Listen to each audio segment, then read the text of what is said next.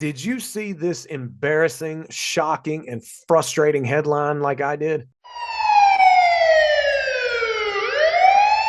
Hey, what's going on? It's Scott. And I normally don't talk about current events, but this one just blew my mind away. And I got to thinking, what could psychologically possess a deputy chief of police who appears to have had a pretty successful career as a police officer to do such a thing? Why? Now, if you're unfamiliar with the story, a deputy chief of police went down to Florida from Georgia for some training. And well, he got caught by a human trafficking sting operation being done by the Polk County Sheriff's Office, which I'm glad they're doing a human trafficking sting. Good. It's just so frustrating to know that he did that. Obviously, it's a good thing he's going to be held accountable. Now, if you have never heard Sheriff Grady Judd give a press conference, let me tell you, this man just speaks leadership. This man is legendary, in my opinion, and he's very good with words, and that's not even giving him enough credit. Here's some highlights of what he had to say regarding the incident. Well, let me introduce you to what I consider a high-profile arrest.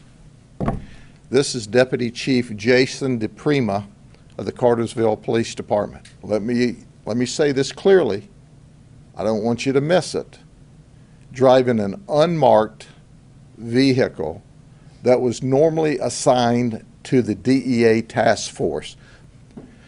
So ostensibly, this guy has come to have sex with a prostitute while driving the Cartersville Police Department undercover vehicle.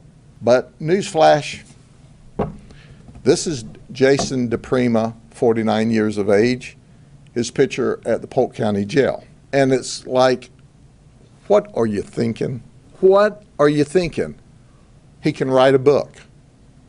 How to Ruin Your Career in 3 Easy Steps. Can't you hear the frustration in his voice that he's having to give a press conference over a deputy chief of police doing such a thing? So what the heck can we do to prevent this kind of mentality coming up? Because no police officer starts in their career and says, oh, I better be careful. I might want to hire a prostitute one day. Oh, I better be careful because one day I might be so caught up as an alcoholic, I might decide to drive drunk and get arrested for it. We're human as is, so we're never going to be perfect. This is all the more important reason to address your mental and physical well-being so that you don't get to a point where these kind of actions are coming from thoughts and emotions that are leading up to it. So I reached out to my friend, Dr. Katherine Kuhlman. Now, you might have seen her on national news. She's appeared in all these media outlets, and she helps numerous first responders in counseling them through trauma and anxiety, depression, and much more. But I asked her, what does it look like psychologically for a person to go from I'm good to all of a sudden doing such a thing like that deputy chief did? And here's what she had to say. So when you first sent me the YouTube video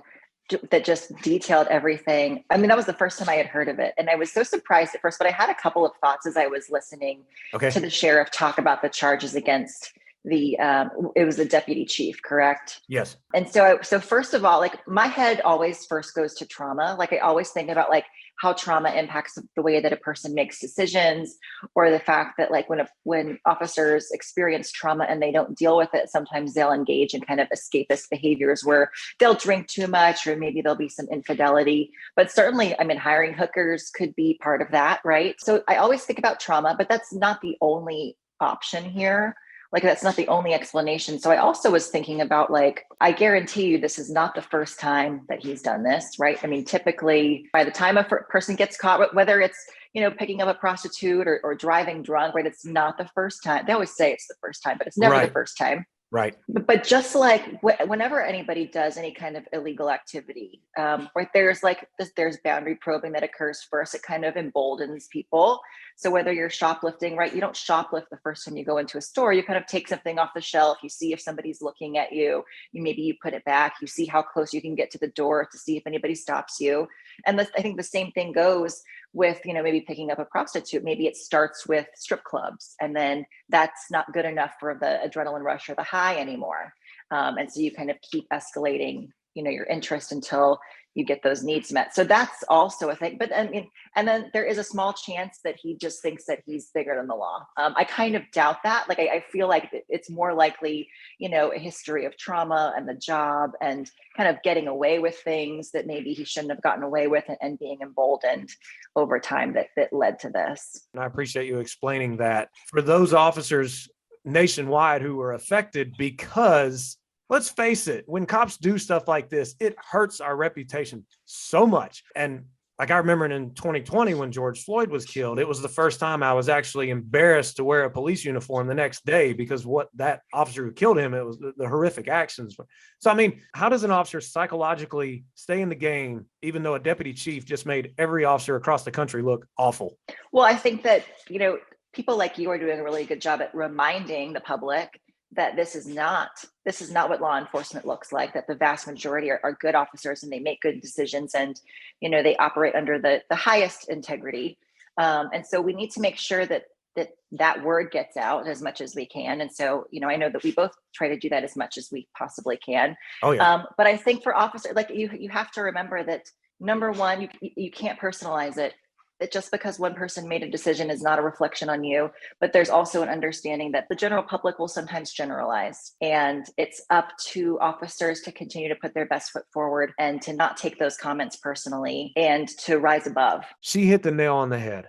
Rise above. Have to have that mentality. You're going to make mistakes, and obviously there's going to be consequences for mistakes. We all make mistakes. But some actions can lead to the detriment of your career, your relationships, and it takes a lot to rebuild. I can't stand that this happened, but it did. And fortunately, there's accountability. And I encourage each and every one of you, take care of yourselves mentally and physically. I'm here for you. I don't want this to happen to any of you.